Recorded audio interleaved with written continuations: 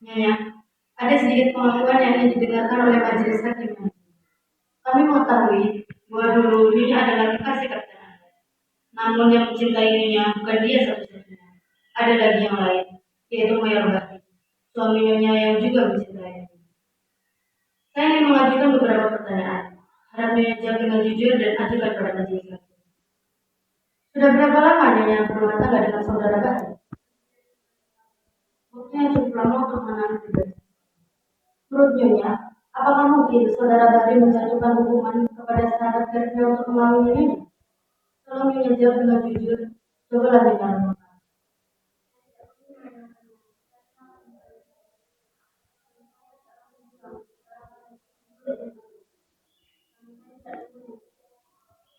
Tolong sampaikan lebih jelas kepada majelis. Terima kasih Nyonya. Untuk sementara sekian dulu yang mulia. Saudara penuntut umum, giliran saudara. Nyonya Murni, apakah Nyonya seorang yang dapat dipercaya? Ataukah hanya berkata begitu hanya sekedar mimpi memamerkan kesetiaan pada suami yang sebetulnya sama sekali tidak Nyonya miliki? Yang mulia, saya keberatan atas ucapan saudara penuntut umum. Di sini, yang dia diri adalah saudara Bahri, bukan Nyonya Murni. Maaf yang mulia, saudara pembela terlalu terburu nafsu. Saya tidak mengadili, saya hanya membuat suatu simpulan. Setelah saudara meninggal, berapa bulan kemudian Nyonya menikah dengan saudara Bahri? Ayolah Nyonya Murni, menurut keterangan yang kami peroleh, Nyonya sangat cinta pada saudara Anwar. Apa betul? Begitu cinta padanya, bagaimana saudara Bahri yang maknanya lebih tinggi dari saudara Anwar, Nyonya tolak. Saya tidak tahu pasti, biarpun kepastian ini tidak penting, dalam perusahaan dengan saudara Anwar tidak akan begitu aneh jika Nyonya dan saudara Anwar bersimpati untuk saya seperti itu biasa. Memang begitu biasanya anak-anak muda yang sedang bercinta. Lalu dia meninggal. Berapa bulan kemudian Nyonya menikah dengan saudara Bahri? Keras sedikit. 2 bulan. Hebat sekali kesetiaan Nyonya kepada saudara Anwar. Belum lagi jasadnya membusuk dalam kubur, Nyonya sudah berpaling dengan lelaki lain. Saya nanya, perempuan apa Nyonya sebetulnya? Perempuan pengobrol cinta yang pindah dengan mudah dari lelaki yang satu ke lelaki yang lain? Penjual mulut manis? Pendusta? Pembohong? Saya keberatan atas pernyataan yang dinyatakan oleh penuntut umum. Yang saya kemukakan bukan simpulan. Kalau boleh bertanya pada saudara pembela terhormat, simpulan apa yang akan diambil dari kenyataan-kenyataan ini? Cara saudara mengajukan pertanyaan memojokkan saudara Murni. Saya tidak memojokkan siapa-siapa. Itu adalah bersama saudara. Di sini. Saudara-saudara, bicara majelis hakim. Maaf yang mulia. Saudara penuntut umum, teruskan.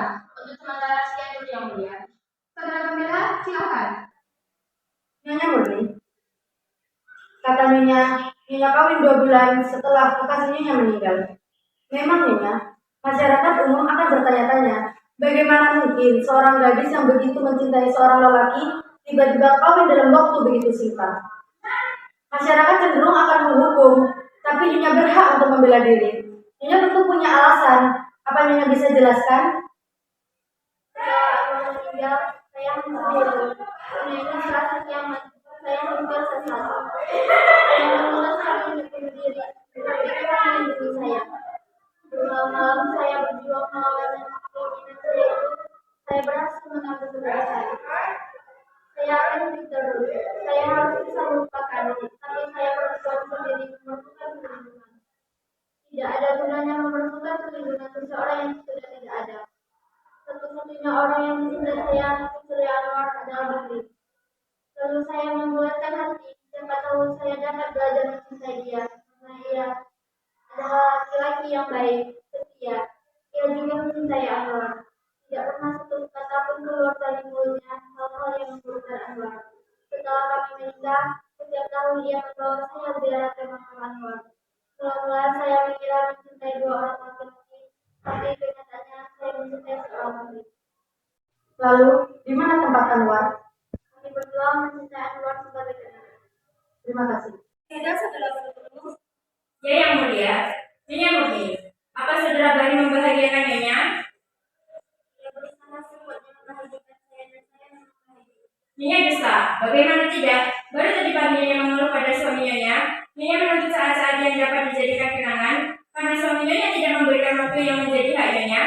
Karena suami Nyonya adalah seorang yang tidak pernah cinta sejati yang memahami Nyonya karena menerangkan sesuatu yang tidak diperlukan bagi telinga. Itu tidak menjadi soal. Di sini tidak ada rahasia. Dan karena aku sedang menemukan tentang rahasia, tapi karena Tuhan tidak akan mengerti bahasa yang bagi dirinya. Karena bahasa yang berlakuan antara suami istri adalah bahasa khusus yang hanya dapat dimengerti oleh mereka berdua. Mungkin kata-katanya sama dengan yang Tuhan dengan kekasih atau dibaca di koran. Tapi setiap kata dibebani rasa yang tumbuh dari suka duka kehidupan perasaan mereka berdua. Kalau begitu, tidak masuk akal sekali usaha manusia mendirikan pengadilan untuk menetapkan suatu perceraian. Perceraian terjadi jika bahasa itu sudah mati dan digantikan oleh bahasa kasar dan bahasa koran yang menjadi milik yang lain. Baik, saya tidak akan memasuki persoalan itu lebih jauh. Yang mulia, yang ingin saya buktikan ialah bahwa saudara Bahri adalah seorang yang dikendalikan oleh hawa nafsunya. Nyonya, waktu saudara Bahri melamar Nyonya dan Nyonya menolak lamarannya, apa kata-kata yang diucapkan oleh saudara Bahri? Saya menolak kekecewaannya. Apa yang diucapkan tidak mengerti. Penting atau tidak penting adalah urusan majelis hakim. Apa katanya? Saya sudah lupa. Ayolah Nyonya, Nyonya tidak lupa. Yang mulia, apa boleh saya mengatakan sesuatu kepada istri saya? Silakan. Saya sebenarnya dengan kebenaran yang saya. Ia berkata, sekarang soalnya jelas sudah, apa yang menjadi niaga untuk menjatuhkan hukuman mati sudah jelas. Yang ingin membunuh saksi yang merupakan saingan baik itu. Yang mulia, apakah boleh saya mengajukan sebuah barang bukti? Saya kira tidak perlu lagi. Yang mulia, apapun yang menjadi keputusan yang mulia, satu hal yang pasti, keputusan itu harus berdasarkan kebenaran. Dunia sudah terlalu syarat dengan segala macam prasangka. Baik, silakan. Surat ini ditulis pada malam setelah tertuduh menyampaikan lamarannya kepada saudara Murni. Surat ini kemudian dikirim pada Murni dengan bantuan seorang prajurit. Namun prajurit itu terbunuh dan surat ini tidak sampai kepada saudara Murni. Surat itu ada pada saya. Saya minta supaya yang mulia sudi membacakannya.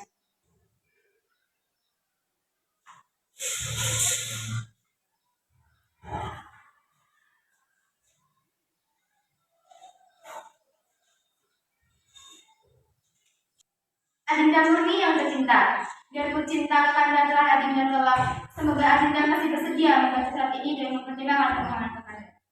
Kakanda minta maaf atas ucapan yang Kakanda lontarkan di hadapan Adinda. Kakanda begitu kecewa dan sedih, hingga Kakanda kehilangan kendali atas hidup Kakanda. Lalu Kakanda berkata, kalau begitu tidak ada jalan lain. Salah satu di antara kami, saya atau Anwar harus mati. Kakanda menyesal sedalam-dalamnya atas ucapan itu. Kakanda malu. Kakanda kini ingin bicara dari lubuk hati Kakanda. Adinda bebas menentukan pilihan. Jika Adinda memutuskan untuk memilih Anwar, maka Kakanda akan mengucapkan syukur dan berdoa pada Tuhan supaya kalian bahagia. Anwar adalah sahabat Kakanda. Kalau dia bahagia, maka Kakanda juga bahagia.